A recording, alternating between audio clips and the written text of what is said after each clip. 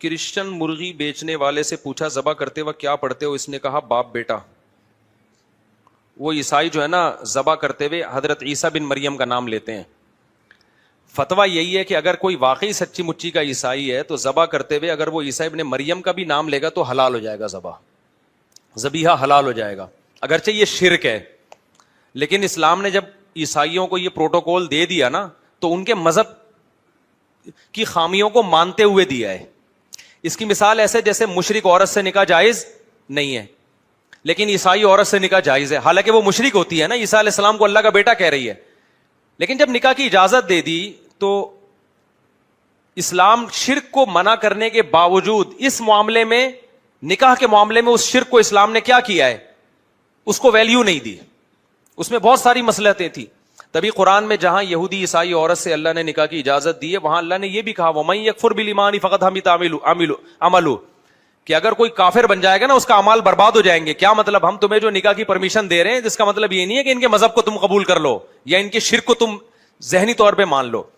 تو جیسے عیسائی عورت جو عیسیٰ علیہ السلام کو اللہ کا بیٹا کہتی ہے اس کے باوجود اس سے نکاح جائز ہے, تو عیسائی جو حضرت عیسیٰ کو اللہ ہی کا ایک کلمہ سمجھ رہا ہے حقیقی معنی میں اور وہ ذبح کرتے ہوئے اسی کا نام لے رہا ہے, تو اس کے باوجود اس کا ذبیحہ حلال ہے, کیونکہ ان کی نظر میں عیسیٰ اور اللہ کا مصداق ایک ہی چیز ہے, جو کہ غلط ہے. لیکن اسلام نے اس بارے میں تسامح کیا ان کے ذبیحے کی حد تک.